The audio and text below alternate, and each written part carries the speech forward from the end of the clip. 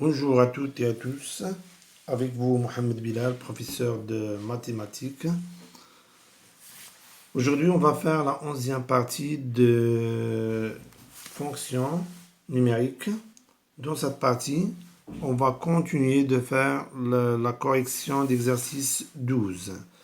Donc, on a déjà dit que la solution d'équation E, donc qu'on peut l'écrire sous forme de f(x) égale à m, donc dépend, donc le nombre de solutions de l'équation E, ça sera le nombre, et ça sera le nombre égal au nombre des points d'intersection du droite d'équation d'intersection de la courbe CF avec la droite d'équation y égale à m. Donc on a distingué 3 cas. Donc si m inférieur, donc m varie dans l'axe des ordonnées. Donc si m est inférieur à moins 1, se trouve ici, strictement. Donc on n'aura pas d'intersection ici. Donc on n'aura pas d'intersection avec de la droite d'équation y égale à m avec la courbe CF. Deuxième cas, c'est m égale à moins 1. C'est m égale à moins 1. Dans ce cas, la droite d'équation y égale à moins 1 est tangente à CF. Donc, il y a un seul point d'intersection et par suite, il y a une seule solution ici. C'est m strictement supérieur à moins 1. Donc, ça sera ici. Donc, il peut prendre. Donc, ça sera ici ou bien donc varie dans cette partie. Donc l'équation y égale à m coupe, dans ce cas, coupe la courbe CF en 2 points. Donc l'équation admet 2 solutions d'équation E. Donc écrivons les 3 cas. Donc on va distinguer 3 cas. Si, maintenant si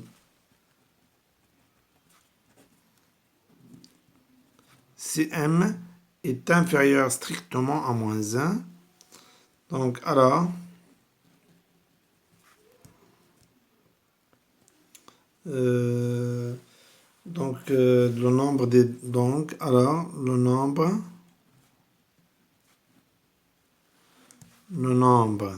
de solutions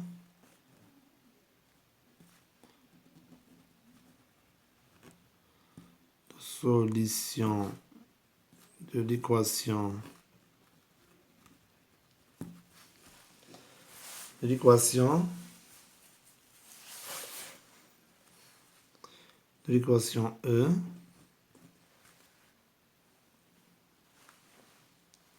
est 0. C'est-à-dire que 0, oui. Donc, on n'admet pas de solution. Maintenant, si m égale à moins 1. Donc, dans ce cas, la droite d'équation y égale à m, c'est-à-dire moins 1, est tangente. Donc, il coupe CF en un point qui est S. Donc, alors, le nombre de solutions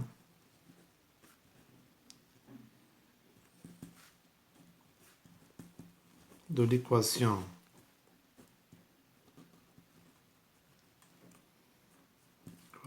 E, donc l'équation E est 1. Troisième cas, maintenant, CM supérieur strictement à moins 1. Donc, CM supérieur strictement à moins 1. Donc ici, dans ce cas, y égale à m, coupe CF en 2 points, donc le nombre, ce sera 2. Alors, le nombre de solutions de l'équation de l'équation E et 2. Donc maintenant, on passe à l'exercice, à la question 4. Donc, il nous demande de construire dans le repère OIG maintenant la courbe représentative de la fonction h définie par h de x égale la valeur de 1 sur x au carré plus x, c'est-à-dire la valeur absolue de f de x. Oui. Donc, construisons 4. Construisons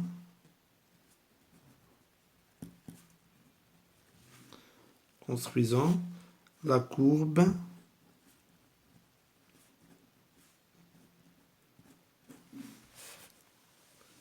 CH dans un repère, ou bien dans le repère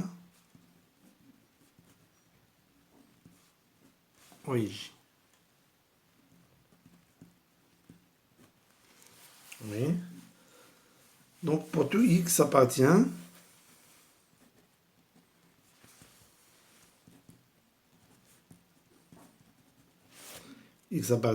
R, on a h de x égale à 1 sur 4 x au carré plus x, et ceci n'est autre que la valeur absolue de x, parce que 1 sur 4 x au carré plus x, c'est la valeur absolue de c'est f de x. Donc, oui, f de x. Donc, maintenant, si on revient à la courbe, donc, qu'est-ce qu'on remarque?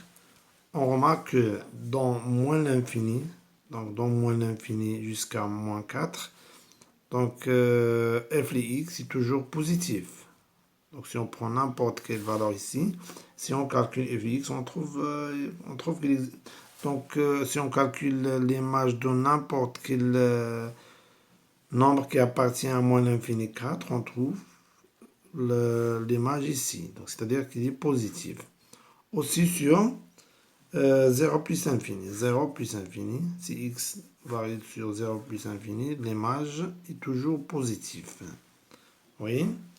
Donc, et la valeur absolue d'un nombre positif, ou bien d'une valeur positive, et la valeur lui-même. Maintenant, si x appartient à moins 4, 0. Donc, si on prend un nombre ici, donc l'image, ce sera négatif, etc. Donc, et la valeur absolue d'un nombre négatif est l'opposé de ce nombre. Donc, ce sera ici. Oui. Maintenant, comme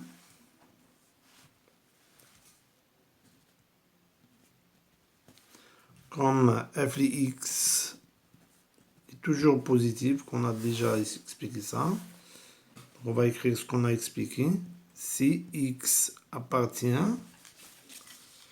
à moins l'infini jusqu'à 4, union 0 plus infini. Moins l'infini 4, union 0 plus l'infini. Oui. Et f de x est négatif.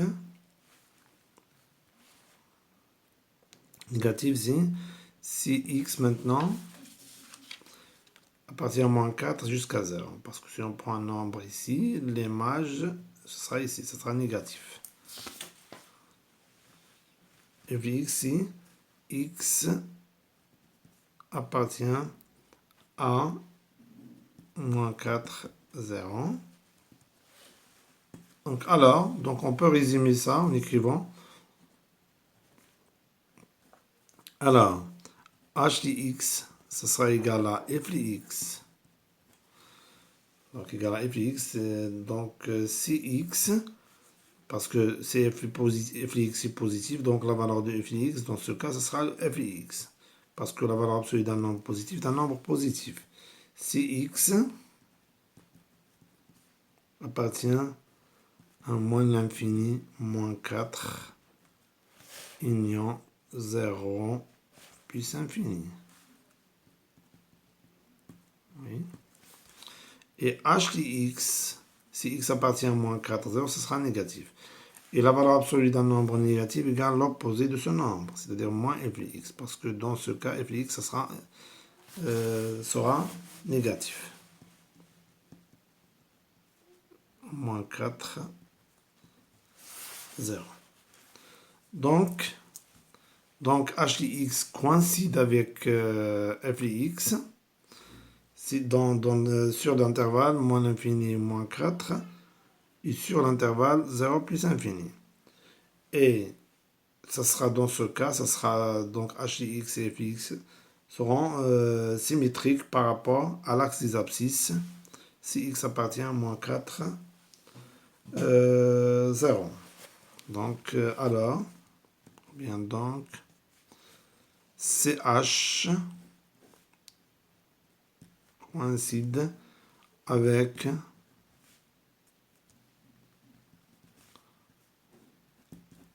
CF, donc HX égale à, donc coïncide avec FX sur moins l'infini moins 4, donc et 0 plus infini. Sur moins l'infini moins 4 et sur 0 plus l'infini. Oui. Et CH il est asymétrique. Donc dans ce cas, dans l'intervalle moins 4, 0, donc CH ne sera pas égal, ne se coïncide pas avec CF, donc ce sera moins, c'est-à-dire le symétrique. On va prendre le symétrique. Oui.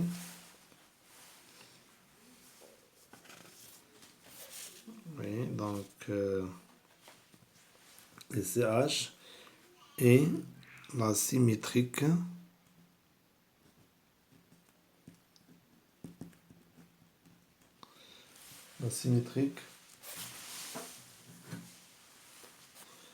et donc la symétrique de CF sur moins 4, 0, bien sûr par rapport à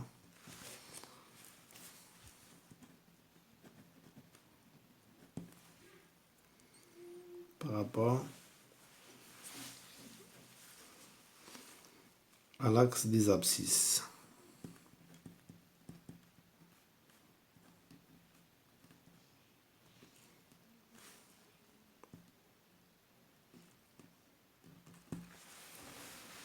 Oui.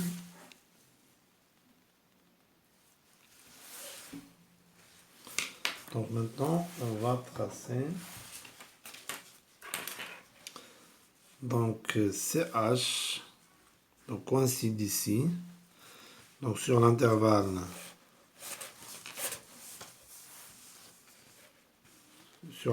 moins l'infini jusqu'à moins 4, se coïncide avec, donc on va tracer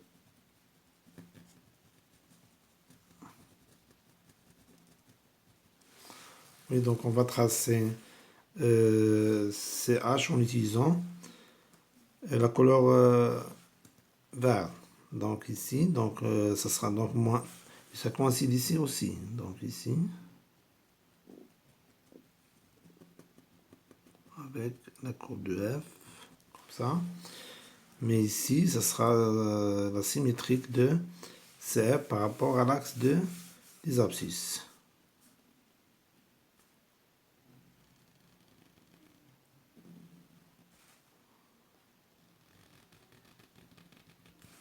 Donc la courbe de H, ça sera de cette façon. Oui. Donc c'est CH. Oui. Puis sur moins. Oui, donc on s'arrête là. Et on se voit dans la deuxième partie du même cours, c'est-à-dire le cours de fonction numérique. Merci et au revoir.